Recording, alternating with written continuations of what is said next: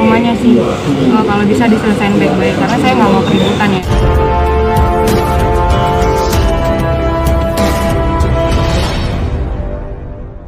Bang Putranya nggak hadir. Terus harusnya di sini ada kesepakatan kan di pertemuan ini, tapi tidak terjadi kesepakatan. Jadi hari ini kita sudah koordinasi dengan majelis hakim bahwa klien kami Mbak Septi memberikan waktu 1 minggu dari hari ini untuk saudara Putra Siregar menyepakati atau tidaknya persyaratan-persyaratan yang kemarin diajukan.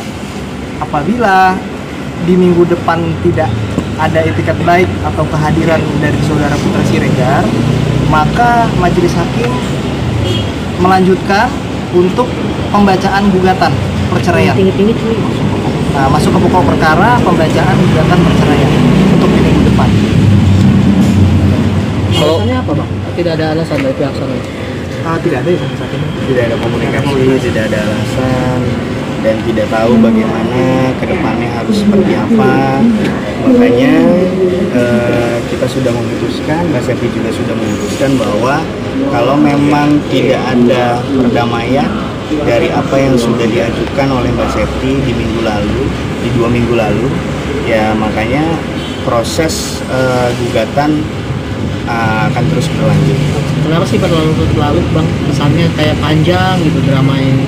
Ya makanya dari kita kan kita menunggu ya. Kita kalau bertanya seperti itu kita juga nggak ngerti, ya kan? Karena sampai sekarang kami kan selalu berulang kali bilang kan bahwa tidak ada komunikasi, tidak ada maksud atau keinginan untuk bertemu, baik dari pihak kuasa hukum ataupun dari pihak Putra Siregar terhadap Mbak Septi, itu juga tidak ada. Makanya kenapa ini seakan-akan semakin berlarut-larut. Sebenarnya pihak Mbak Septi pun, pihak kami pun juga tidak mau seperti ini. Tapi kan Putra Siregar kita juga nggak ngerti harus bagaimana, ya kan? Maunya seperti apa, kan gitu. Makanya hari ini kita sudah putuskan, Mbak Septi pun sudah putuskan bahwa di minggu depan itu adalah kesempatan terakhir. Gitu. Untuk total poin kesepakatannya 2 minggu lalu tuh ada berapa sih, Bang? Kayaknya banyak banget kemarin tapi nggak disebutin total angkanya itu. Kalau misalkan Putra Siregar bilang itu banyak, mungkin itu menurut dia banyak. Tapi menurut Mbak Septi itu tidak banyak ya? Enggak, kalau untuk kebaikan bersama kayaknya itu tidak banyak, apalagi nih ngomong tentang keluarga. Jadi sama-sama tidak dirugikan. Itu ngomong tentang keluarga, tentang anak, tentang saya, tentang suami saya. Jadi kalau menurut Bang Putra banyak, ya berarti menurut Bang Putra itu berat. Tapi menurut saya kalau untuk kebaikan keluarga itu tidak berat sih. Dan kemarin sempat disebutin mayoritas tentang pengaturan harta ya kemarin. Itu gimana? Pengaturan harta kan selama apa yang dimiliki selama menikah dengan saya ya. Jadi kan itu ada hak saya, hak anak saya, hak suami saya. Maksudnya bukan buat saya loh, ini buat kita bersama gitu, harta bersama. Jadi kalau ngomongin masalah aset, ya ini kan buat sama-sama loh, bukan buat pribadi sendiri gitu. Karena kita punya anak, punya masa depan buat anak-anak kita, saya, suami saya, bukan untuk diri saya sendiri. Berarti selama menikah banyak memiliki aset. Saya garis bawahi tadi ya, Pak. Berarti apakah jumlah total aset itu akan dibagi 2 sepenuhnya seperti apa? Milik bersama sih, lebih milik bersama. Nggak ada yang dipecah. Iya. Bang, tapi biasanya kan dalam gugatan perceraian itu harta bersama sebenarnya istri memiliki hak beberapa persen. Iya. Seperti apa? Itu kan kita belum masuk ke ranah situ, karena itu kan sudah masuk ke agenda untuk harta gono gini. Kita belum sampai ke situ. Kita hanya ingin tahu sampai sejauh mana Putra Siregar ingin berdamai dengan Mbak Septi. Makanya melalui kesepakatan itu harus menjadi satu akta perdamaian, karena itu syarat formil di dalam proses perceraian seperti itu. Jikalau Putra Siregar ingin berdamai dengan Mbak Septi, harus kita sampaikan isi dalam akta perdamaian itu apa aja poin-poin.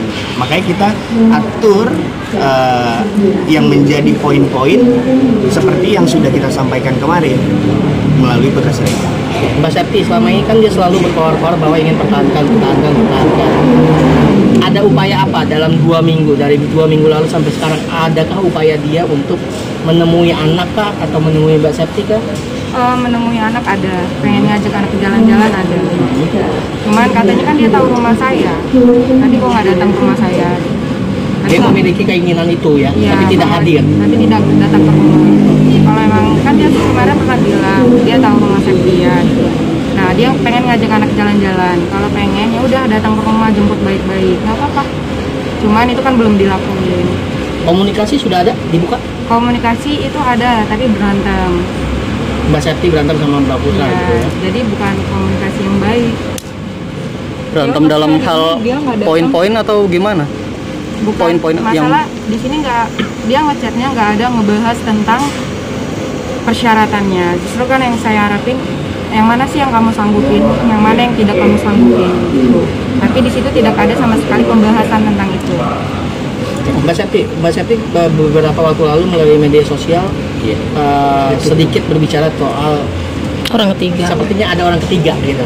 Penafsirannya seperti itu. Mungkin bisa dijelaskan Mbak seperti apa? Benarkah kabar adanya orang ketiga itu? Itu benar. Karena yang saya sampaikan ya nggak mungkin berita bohong dong.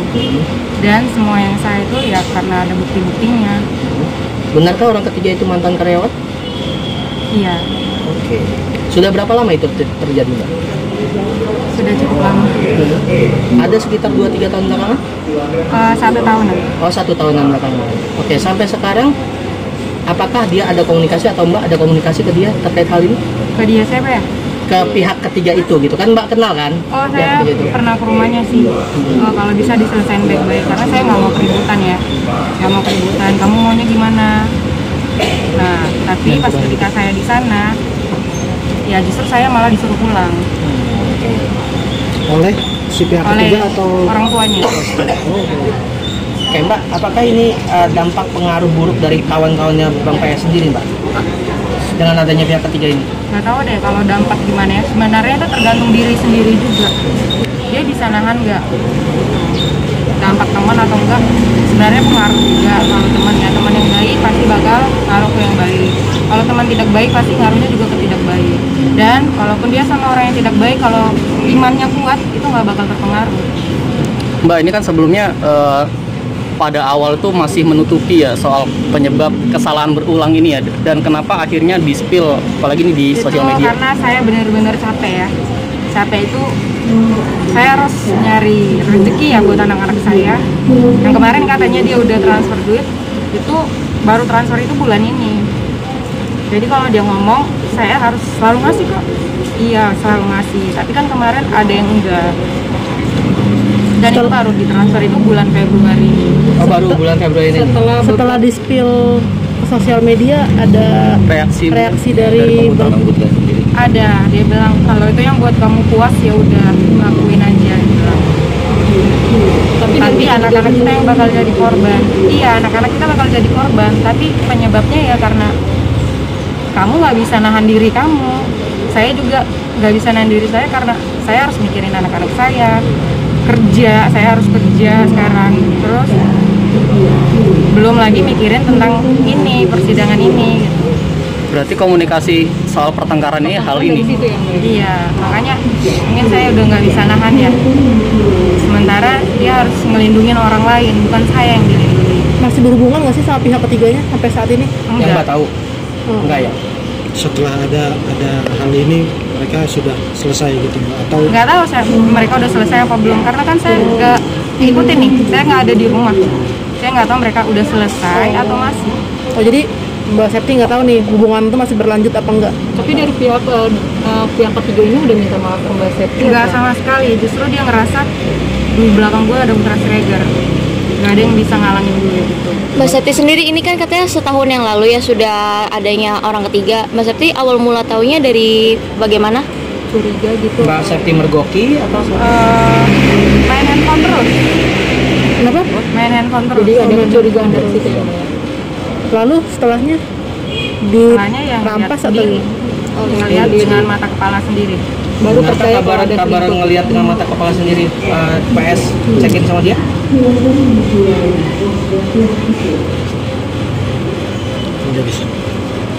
Mungkin kembali lagi ini materi pokok nanti ya, jadi belum bisa kita buka. Anak-anak sendiri masih menanyakan kabar bapaknya. Pasti nanyain ayahnya. Cuman ya kalau memang bapaknya niat buat ngajak anak jalan-jalan ya silakan jalan-jalan, ambillah dengan cara yang baik.